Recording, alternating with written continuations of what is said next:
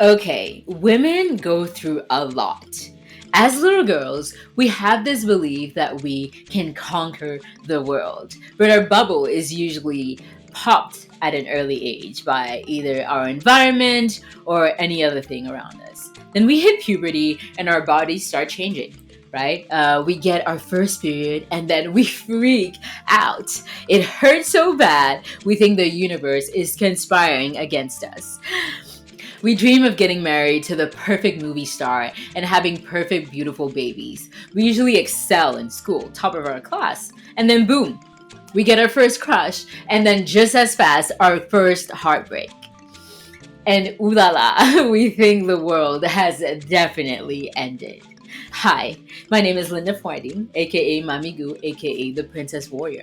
You probably know me from my podcast, Umoja Sessions, where we interview innovative and creative entrepreneurs that are making a difference in their society. I think like taking back your power on your own is great. When you do it with somebody else, I think it's even more powerful because it's like, oh, the us them becomes like there's a more powerful us, if that makes sense. I feel like personally I started asking questions to the people I was working with.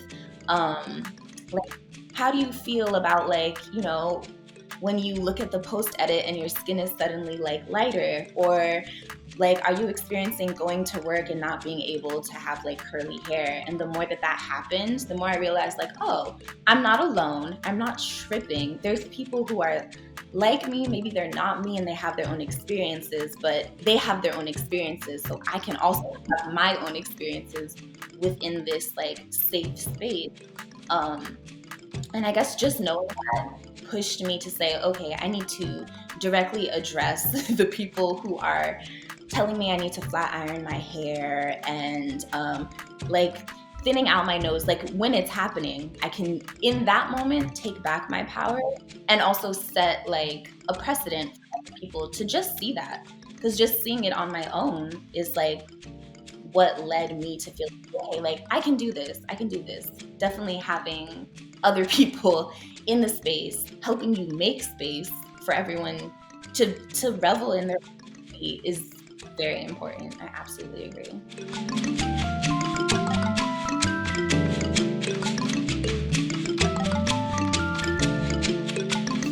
Beauty standards in the fashion industry, women edition. Today we're going to be talking about something different than we usually do. If you remember me from Umoja Sessions last year, season 1, we would always talk about social, political topics. And today, in light of Women's Month and everything that's happening in the world, I wanted to switch it up and do a real talk. And so today we're going to be joined by Juliette Beighle. She's a Cameroonian American model based in Los Angeles. She earned her bachelor's degree in psychology from Occidental College in California. And she was raised with Cameroonian and American parents between the two countries. So Juliette, welcome to the show. Thank you, Linda. Glad to be here. Yeah, it's good to see you. So before we start, I would like for you to tell us about yourself in your own words. Okay, so this is always like a hard question, no matter like if it's just like, where are you from, whatever. It's always confusing because I was born in Vermont, so like northern USA, and then oh wow, East Coast. and like I never really went back. But then my father was like doing, I guess, like an international school program. So I would fly to Cameroon for like half of the year, which is where my mom is from. And then like we'd spend time in the village instead of like Yaoundé, which is where I eventually ended up living. But yeah, I guess in the States until like 10, 9, like in the summer. So that's around my birthday, right? And then I moved to Cameroon and spent like what I feel like are my more formative years there in Yaoundé. And so I very much identify with being from there. And then coming back to the States for university, like kind of shifted my perception again of like, oh, like who am I? Where am I from? So always a difficult question to answer, but I feel like it's being Cameroon very pride based. And so I'm Baka because that's like my mom's heritage, but also Mpiemo. So I have to, shout out the tribes. Um, yeah, yeah, somewhere in between all of there. That's where I'm from. And that's excellent. Yeah. So thank you so much for the background. I mean, this thing of identity, right? Like you don't really know, not that you don't really know, but every time you switch continents or countries, at some point you start asking yourself these questions because now you're faced with other people who maybe ask you those questions, and then you're like, where am I really from? Like, Mhm. I know that those are questions that I ask myself when I moved to the United States. Like I know where I'm from geographically, and but it sort of led me down that rabbit hole of really finding who I am, like my ancestors, like the history of Africa in general. But besides that, that's not what we're talking about today. That's so Today we were talking about beauty, and you are like one of the perfect people to ask because you're in the fashion industry. So I want to know, what is your definition of beauty? Like you said, you've been exposed to Cameroon and the United States, and so you have probably a unique model or standards of beauty that you've been exposed to. So and also your career, right? So what is your idea of beauty? Yeah. So I guess I would start with like the whole "it's in the eye of the beholder," which is kind of like what you're We all say saying, that. right? We all say that, but it's Yeah. true. Like it's definitely shifted, and like based on where I was, and then like going into modeling, it became like really critical, and it kind of Hmm.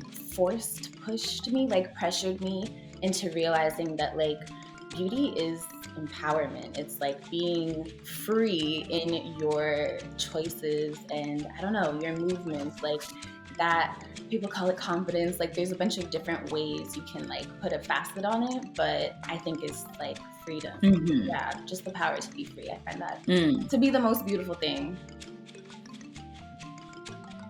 Yeah, I think that's excellent. And I know that when we spoke, you said something like intentionally choosing to be yourself, Yeah, right? absolutely. And that says a lot, right? Because like beauty standards out here, like the beauty standards, the beauty industry, like right now people want to be have a slim face, Mm, a defined jawline, a big lips, yeah. a thin nose, no acne, no signs of aging, no stretch marks, no cellulite, no scars. Basically flawless skin and a flawless person, right? You have to be tall, maybe hourglass figure, like the people that we all know that we keep up with, quote unquote. But also you need large boobs, right? You also need large hips and maybe a big butt. And at the end of the day, you don't look like Barbie, but you look like what's the other doll? The Bratz dolls. Yeah, Like yeah. you look, and like most influencers, it seems like that's what they all look like these days, like on Instagram and all of that. Like Right. I feel like there's a certain like distaste for that too. Like on the there's a rejection too, which kind of I don't know, like people are always trying to push it one way or the other. I guess the beauty standards that are like psychologically in us, like clear skin like denotes, I don't know, being healthy and like things like that, which it's not necessarily true. But like those mhm. in and of themselves are confusing. But then like, when in 2000 it's cooler to look like Paris Hilton, and then now like you have like the hourglass body shape, and like you're saying the brass doll thing. Like I think being thrown between the two, Yeah. chasing it, that's ugly. You know what I mean? Like not. I don't know the instability of it. You know what I mean? You feel me? Yeah. Yeah. So like you're stuck in between like, oh, should I be my natural self or should I try and look like this person or and at some point it's like, bro, you're gonna have a headache. Exactly. Like Exactly. I don't know. Like and I'm just gonna say this before we move on. That ironically, the modern beauty standards are now shifting to like the natural features, like you said, of a black woman. Oh, for sure. So sip your tea, sip your water. Let's talk about that. Yeah. Like, in the past, just like we remember that the beauty standards were given by our colonizers, right? Like the European beauty standards when they were dominating the world and they were, basically crushing everybody. They ended up telling us, "Hey, you have to look like this, you have to look like that," and then now everybody wants to look like that, and it's like a legacy of colonialism. Yeah. And but then now, when you look back, now the westerns, like they now you have to look tan, right? Yeah.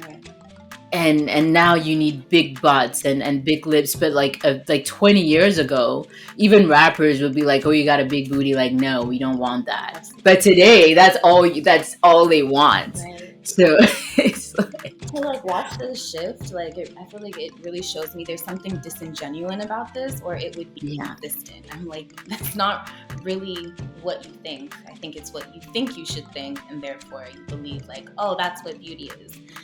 And I think that's Mhm. exactly where you get lost. And I think Hmm. also in the modeling industry, the reason that we've like shifted into spray tans and blackfishing is because people got bored. Like when you constrain beauty, you're Hmm. limiting it. Like there's only so far you can explore. Like it makes me think about the minstrelsies and how like they would have white people in blackface, and eventually that got tired because it was just like an imitation. It wasn't authentic. People got bored, and then they needed black people Yeah. to step in and like give us Actual black authenticity. people. Yeah, give us something that will grow and go somewhere. Hmm. Um, but Yeah. And like even like the beauty pageants, right? I think it wasn't up until like the 1950s or 60s mm, that other women were allowed to participate. Before, it was only white women, to especially the Miss America pageant specifically. Like it was, and so black women created their own, right? And their own pageants. And ironically, every single black league, black something, kind of got crushed with integration and all of those things. And they were like, "Oh, now you have to assimilate." Now that we're bored with our own things, like we think your stuff is cool, so like like let's take assimilate. it. Right.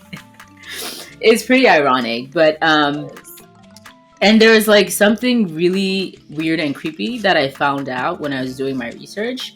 I don't know if you heard about this, but during the Korean War of the 50s and 60s, the American military doctors provided double eyelid surgery to fix the oriental eyes of the natives so that they could be more attractive to not natives but to Americans. Yeah. Wow.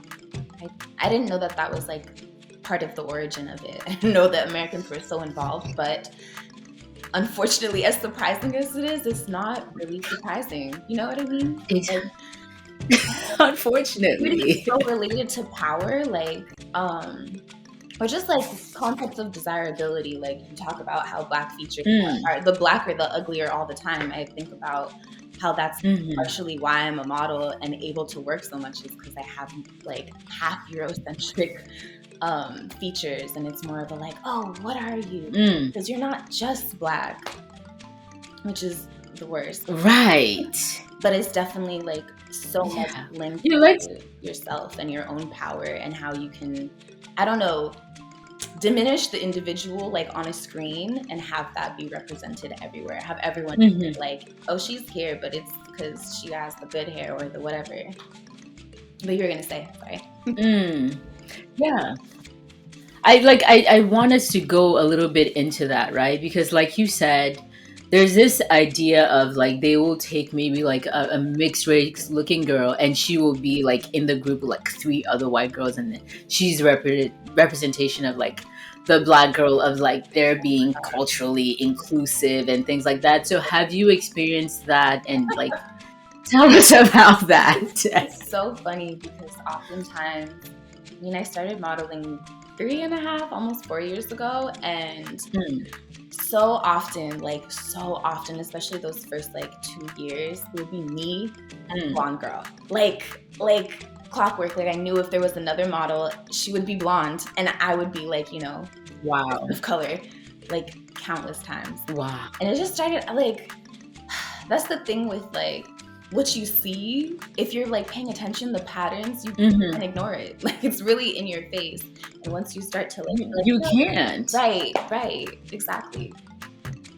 And Mhm. to try, like you're lost. You're already lost by not believing in your own eyes, which again loops back to beauty and like how I don't think our standards are very free. I mean, obviously they're not Eurocentrically bound, Mm. but I think that's showing itself more and more. The more like people can, get on Instagram and just like present their faces and be happy about it or not. Mhm. Yeah, I mean, Instagram is like plagued. It's plagued by influencers, right? Everybody wants to look like this or that influencer, and then at the end of the day, everybody ends up looking the same on Instagram. I'm sorry to say that, No. but like, it's like now, like everybody has the same eyes or the same nose and the same lips, and it's like, are you guys being cloned? So anyways, I'm like sidetracking, but like, No, I think it wraps in, honestly, because I think in like fashion, there's a certain prestige, and that's like hmm. kind of the blueprint of what people are following. And so, uh, being on set, I know like, oh, me and this white girl are setting the tone. Like we're setting some sort of tone that people are Hmm. follow because there's influence or money or power in that. And I think that we're really irresponsible about how we choose to do that because we do have like a lot of power. And like you're saying, it's played Hmm. noticed. Yeah. It's the same. Like we all see this. Yeah. I mean, it's like you talked about money and power, right? Like Forbes magazine said that the beauty industry is a $532 billion Oh business. yeah. Mm-hmm. $532 billion. Like, bro, Right, what? right. And like the US is one of the largest markets, right? With like 20% is has like US market share, China is like 13, Japan is 8. And like there was a survey by Ipsos which suggested that the people closest to the consumer have the most profound influence on that individual's Absolutely. beauty routine, right? Yeah. Like your friends, your mothers, your sisters, your and then it trickles down to like magazines and Instagram and social media with like more like young girls especially having phones at a young age, iPads at I don't remember having like a phone until I was like 15. Like, and Right. I was probably in my class, like everybody was like, why don't you have a phone? And da da da da da. But my parents were very strict about that. And when they gave me a phone, it was the knockoff phone, like those hard ones with the only game was like the snake thing. Same. You didn't have access to anything else. All you could do was call and text. Oh yeah.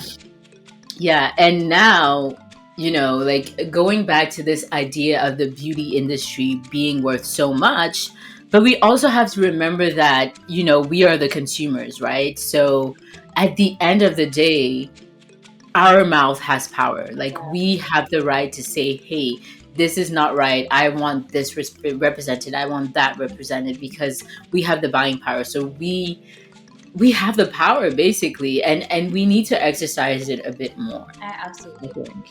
I think Mhm. like getting into the industry because it looks very different on the outside than it does on the inside.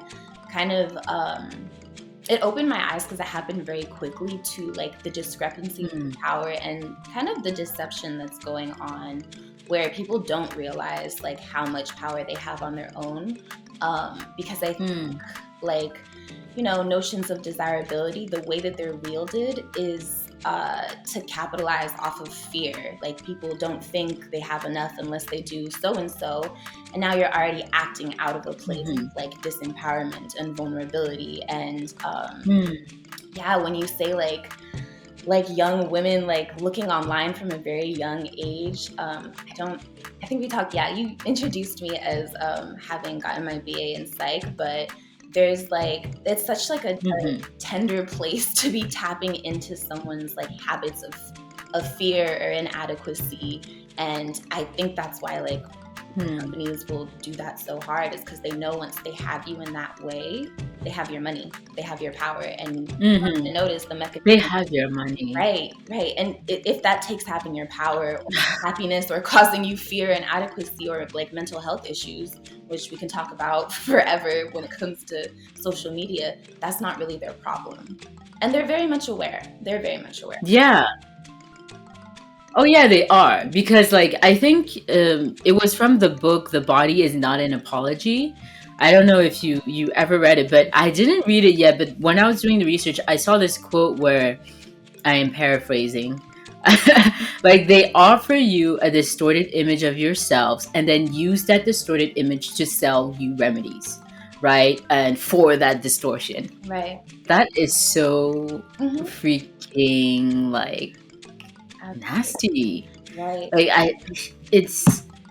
I read that and I was like, that's actually true, right? Because they will tell you you need to have straight hair, or you need to have fair skin, or you need to have this and that. And then they will sell you whatever you need to like ruin your hair, basically burn your hair. I actually haven't a very bad anecdote of that when I was still back home and I was still perming my hair. And I used to have really thick hair, even when I was perming my hair. Genetics, thank you, Grandma. But like, I remember going to the hair salon and getting my hair permed, and I was so tired. I don't know why, but I fell asleep with the perm on my head, and I was like this. And the lady, she went somewhere, I guess. And then I woke up. I was like, my hair is on fire. When she washed it off, like I felt like tinglings and da da da da da, but it wasn't until like 2 days later I lift my forehead and there were like burn scars, and so all of my edges were ripped off. They were gone. I had to like shape my hair in some. It was in 12th grade, I think, and it's like at a time when you're like vulnerable as a woman, you're just trying to like understand yourself. You're like, there's school, there's so much going on. The last thing you want to think about is having a huge burn scar all over your head, and it trickled down to like my sideburns and whatever. But I think that day something shifted in me. I was like, am I really supposed to be doing this? And then when I came to the United States for college, I just like landed face first in like the natural hair movement that was going on here, and like loving yourself and blah blah blah blah blah, and like, and I just embraced it, right? Because I had like that experience was so bad, and I was burned for almost 2 months. I think like it was there. Yeah. And I think that we go through so much pain for beauty because there's this idea of what beauty is supposed to be. And, you know, God bless our parents, right? They do their best, but they also like kind of push you towards that ideal. They'll tell you, oh, you need to straighten your hair, you need to perm your hair. I love you, Mom. I am not saying anything.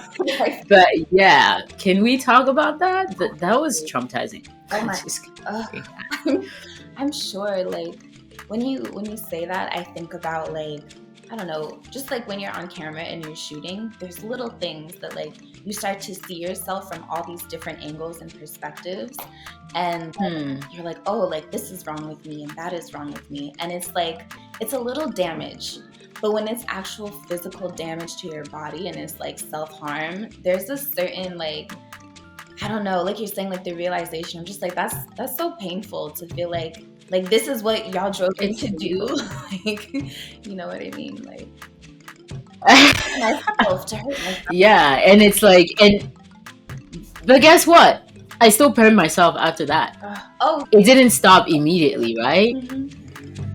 Yeah, it didn't stop immediately. I remember it was really when I was in the United States and I saw how other people were really embracing their hair. And I was like, why can't I do that?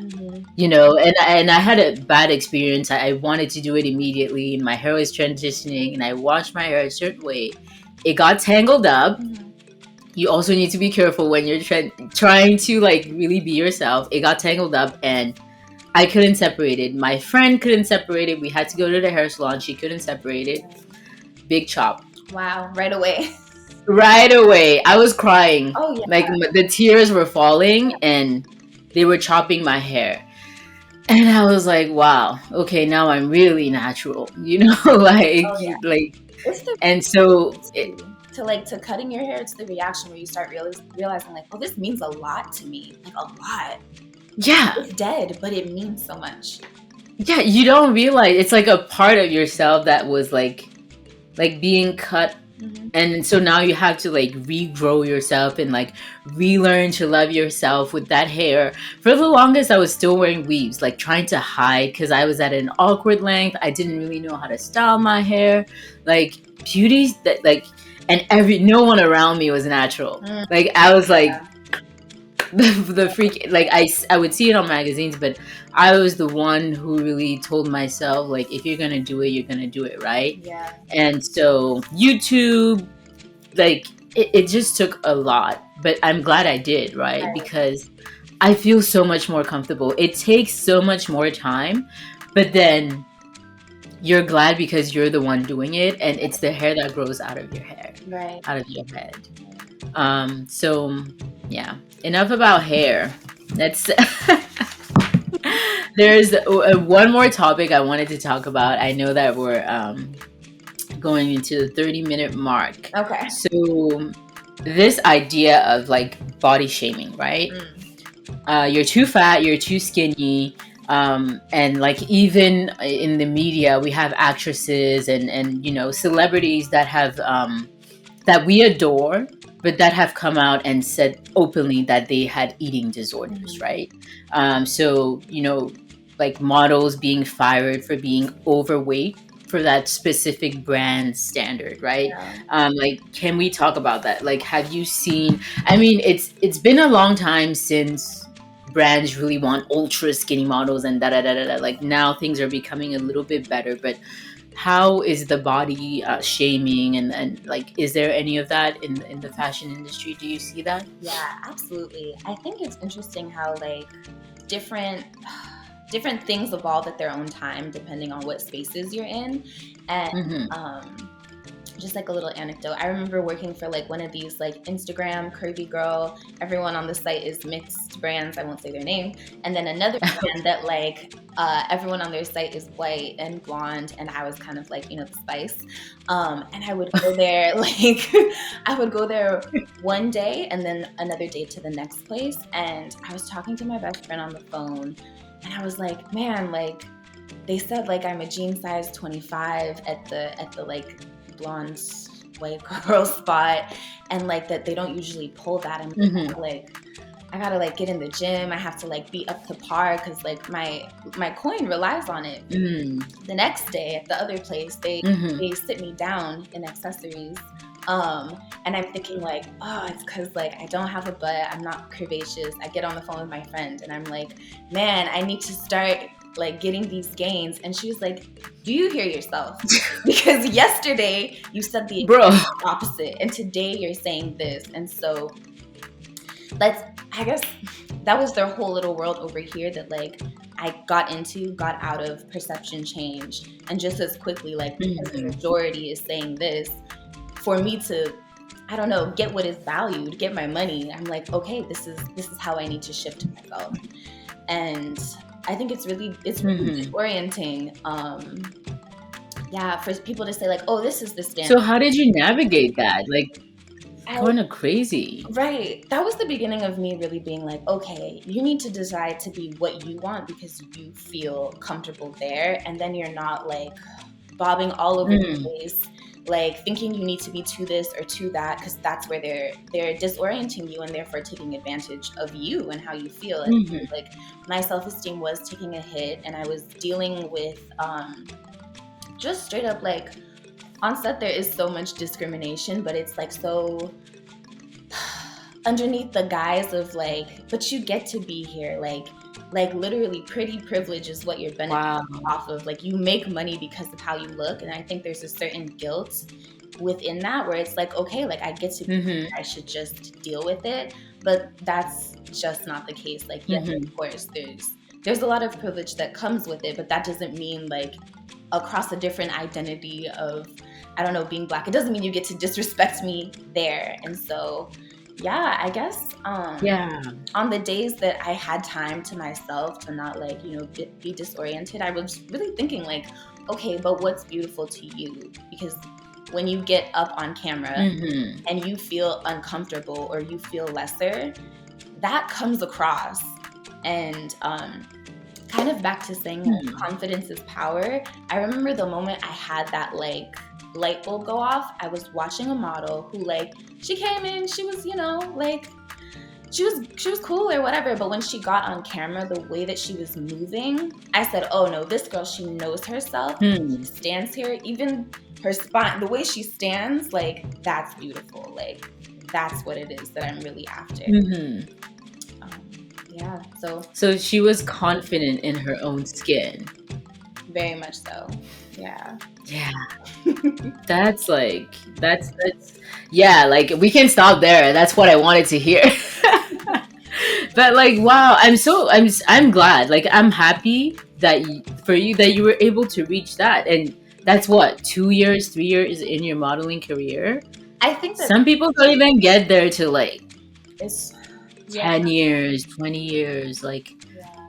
I will say like the perspective of just like how I was raised between like Vermont is really, really white. Like I was the Black kid at my school, and then in Cameroon in the village, I'm half white, but honestly, everyone just called me white. Like it was. But you're the white girl, yeah. And so like being white somewhere, like the whitest white and the blackest Black somewhere, just like immediately like something here, like my whole life I was like something here is not really making sense, and it's messing with how I feel. And neither like if you say that's true and you say that's true and it's the opposite, then what is the truth, you know? And so I don't know. I feel like visioning myself is something that I credit to the people around me and like yeah, like their own perceptions and just being able to, I don't know, have some sort of insight into like what they view as powerful and tapping into that, because you need it so badly when you're being preyed on. Like when you see it, you know, you're like, that's what's been missing. And yeah, I'm grateful. Yeah. Wow.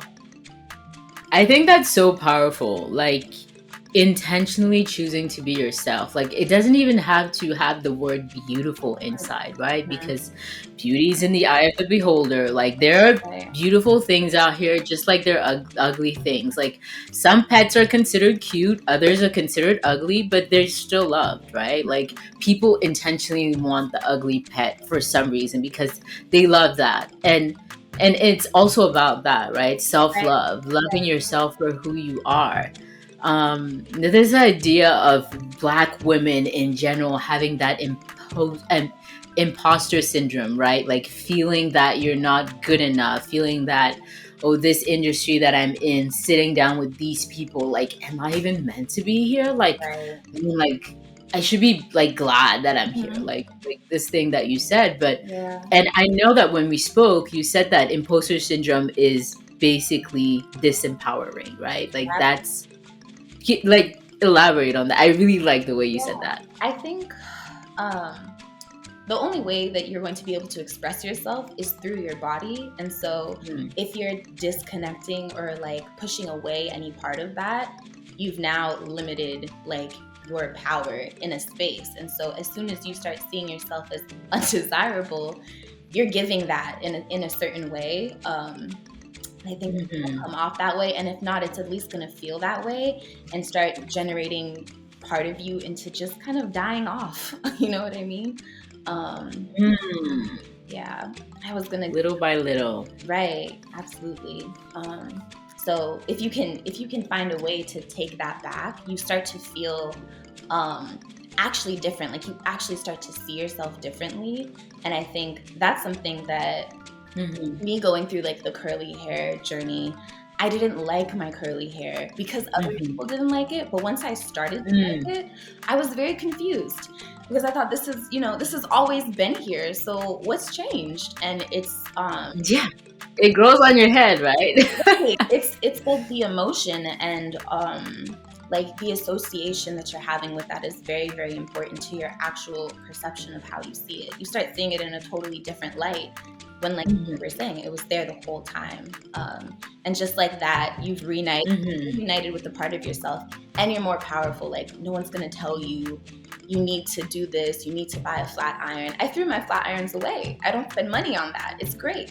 You know, Me too. it's wonderful. Life is easier. I only have a blow dryer for specific occasions. Exactly, exactly. Yeah.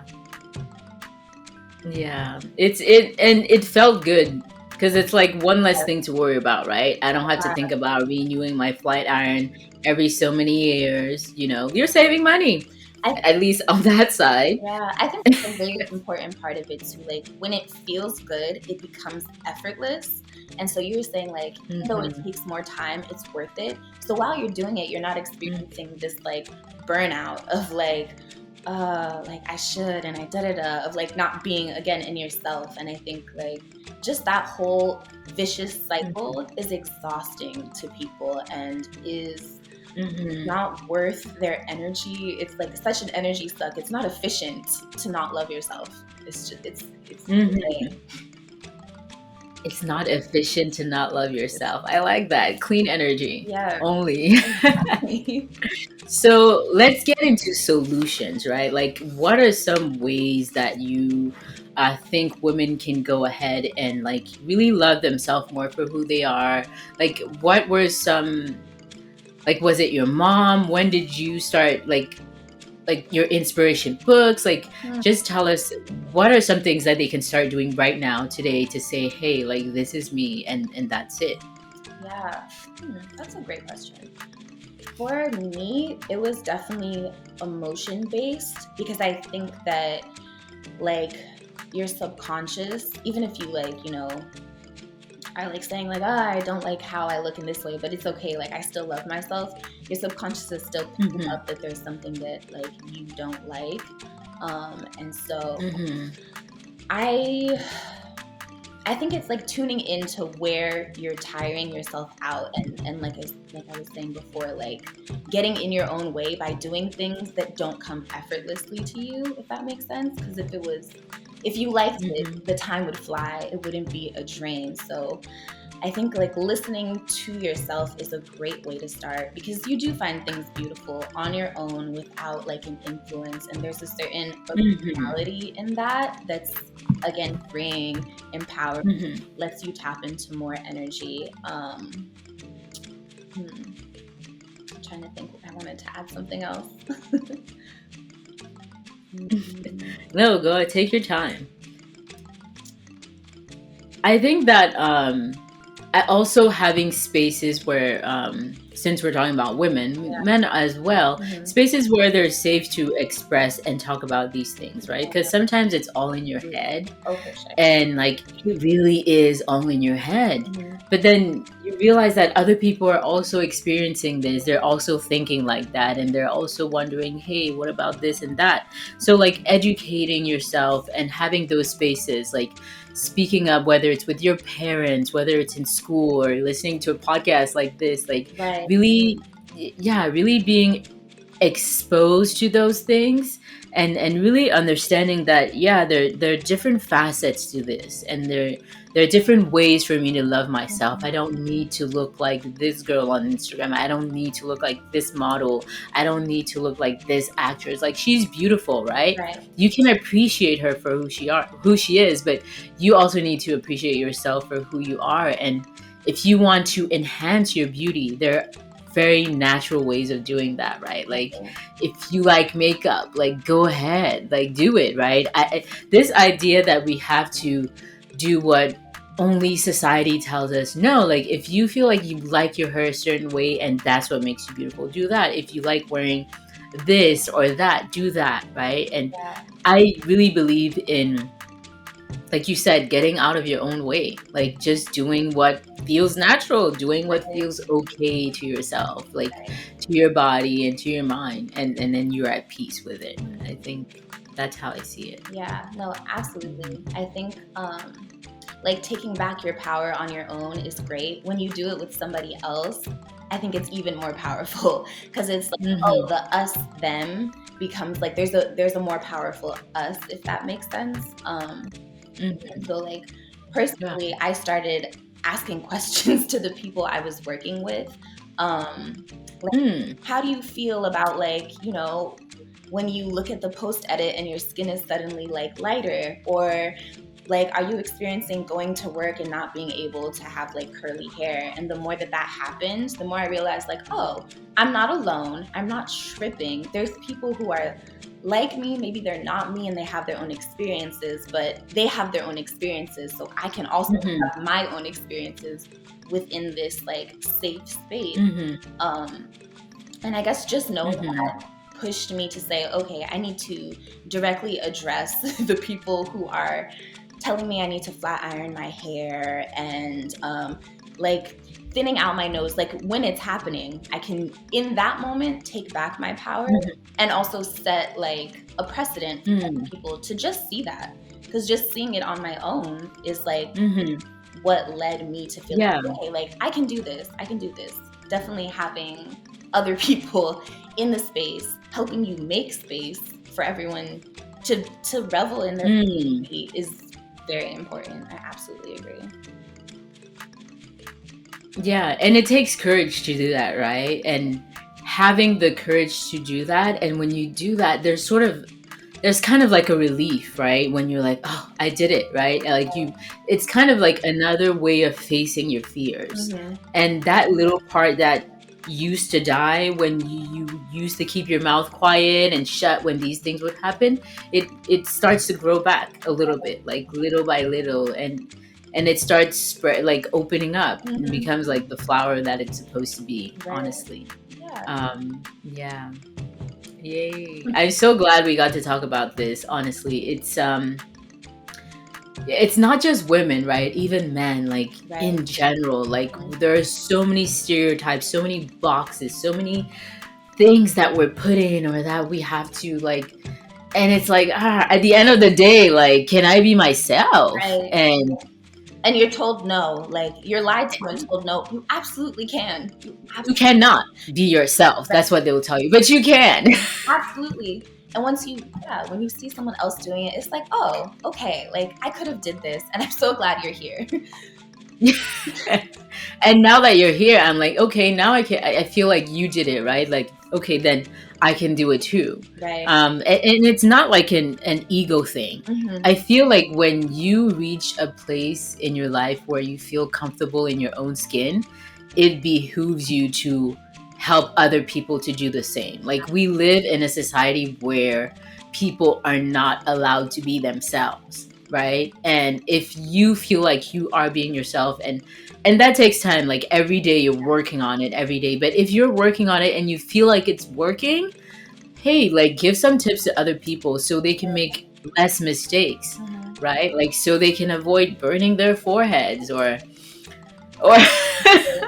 for example, or like breaking their backs for a boy who at the end of the day is not going to marry you because he himself doesn't like his own skin color, and he will end up with somebody else because he wants babies, like this kind of babies, like, Right.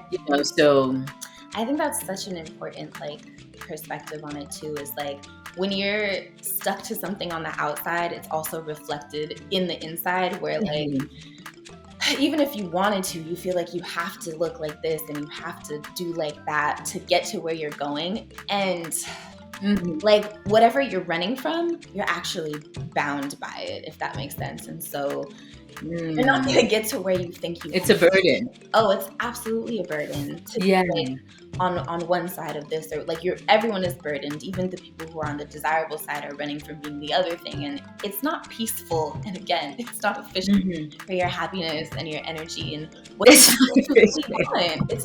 It's chaotic. It's really chaotic. Mhm. Wow. I mean, it's 21st century, right? And every day we still see things like blackface, and we Mhm. still see things that are quite disheartening.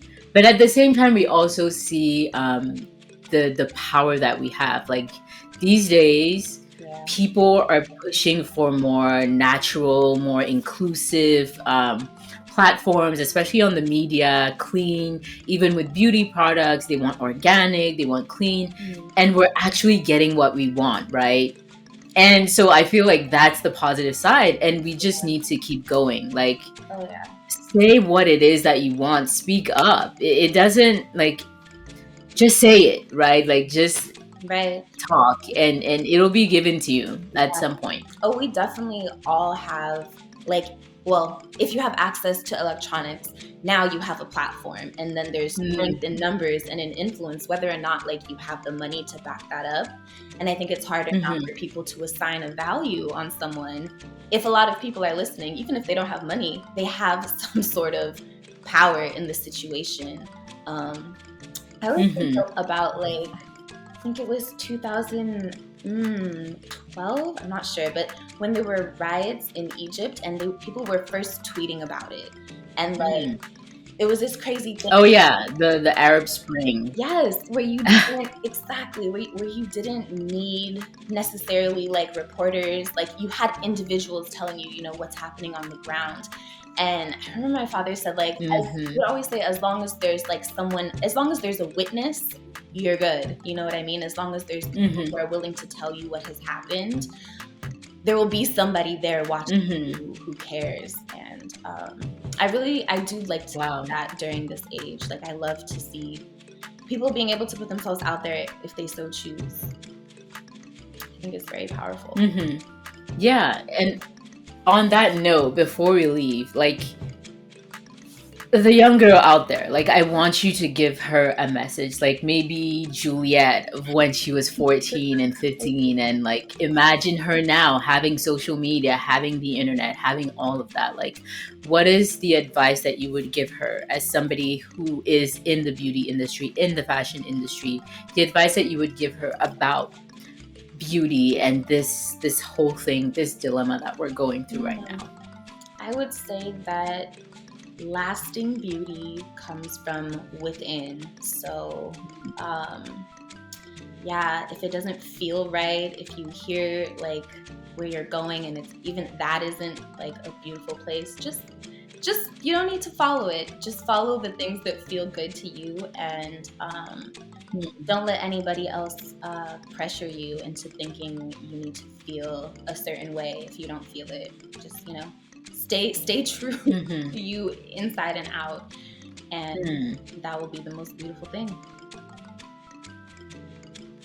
Yeah, I like that. Staying true to yourself. Honestly, thank you for that. Of Like, course. I would say to my 15-year-old self, what did you say? Oh, I said I don't know if I I said, I said, I would say to my 15-year-old self, I would say, hey, like when you look at yourself in the mirror, like instead of looking at what you want to see, look at what is there, right? And love yourself unconditionally for what is there and for who you are. And it doesn't have to be beautiful, it doesn't have to be perfect, it just is. right. And we get caught up in the it has to be, it has to be, it has to be. It just is, right? And that's just who you are. So just love yourself for that. And honestly, Juliette, you're a princess warrior. Oh, And thank you so much for doing the work that you do, because it's easy for you to not ask questions, to just sweep it under the rug like most, other like models might do. And then, deep down it hurts them. And even reaching out to your friends to say these things, like it starts there, like opening up and saying these things. It takes courage. So that's basically what a princess warrior is. And thank you for doing that, and thank you for being here. thank you for being here. Like, just seeing you take initiative to start a podcast and bring up these issues and put yourself out there all the time. I'm like, oh, like, same. I'm like, oh, someone can do this. Like, this is possible. And so it's really, really good to see, and I'm so glad to be part of it. I appreciate it. Thank you so much. So that's it for this episode. Thank you all for being here, for listening. Thank you, Juliette, for opening up about your experience in the fashion industry, and looking forward to more episodes with hopefully more people from the fashion industry and hearing their perspective about all of these different things. But really, like we said, look at yourself in the mirror. You are who you are, and love yourself for who you are. Thank you. And this is Real Talk with Mami Goo.